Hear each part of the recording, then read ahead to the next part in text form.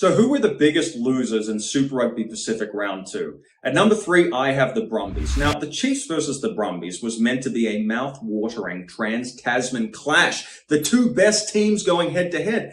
That is not what the scoreline showed. What was it, like 47-12? Who saw that coming? The Brumbies could not live with the speed of play. The Kiwis absolutely routed them. And they tore them up through the middle. Not necessarily surprising. The Chiefs' offloading game is second to none. But I think it was the lack of resolve in the Brumbies forward pack that really surprised me. Now, it's early days. I'm thinking that this was just the tickle up that the men from Australia's capital needed to get their game faces on. Maybe they're going to start slow, but boy, if they don't pick it up soon, they're going to get left in the dust by the Kiwi teams. Number 2, the crumbling Crusaders. Now, it brings me no pleasure to say that. I'm a big fan of the Crusaders. I love good rugby. How do you not admire them and what they did in the last 7 years? Full credit to the New South Welshmen. I mean, they absolutely took the Crusaders apart in the second half. And what surprised me was the lack of steel up front from the Crusaders, not something we're used to seeing from the Red and Blacks. That surprising brittleness combined with their inaccuracy at the breakdown just opened the door for the Aussies. And listen, we all know every Super Rugby team in Australia has some pretty exciting backs, and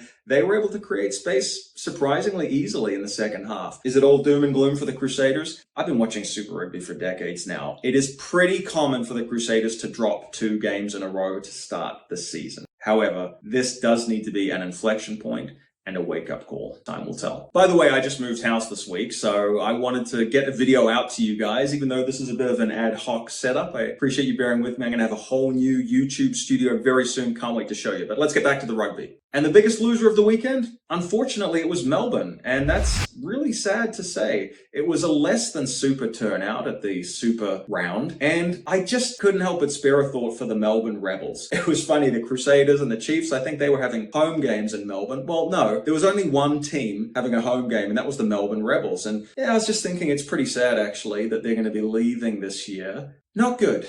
Not good. And the pretty thin, paltry crowd, not the way you want to see them going out at home. However, their demise opens the door for the biggest winner of all, and that is Australian rugby. Hear me out here. I think that Australian rugby has proven year after year that they do not have the depth to field 5 Super Rugby teams. So even though I'm very sad to lose the Melbourne Rebels, I think that Australia will benefit greatly from being reduced down to 4 franchises. Each team is going to get stronger. It's going to build cohesion and confidence. That's going to translate through to the international stage. But also, it is going to help New Zealand players develop, and it's going to help the All Blacks ultimately. Since South Africa left Super Rugby, well, let's be honest, there's been a little bit of a dearth of quality. Having a stronger set of Aussie teams is really good for Australia, but it's also really good for New Zealand.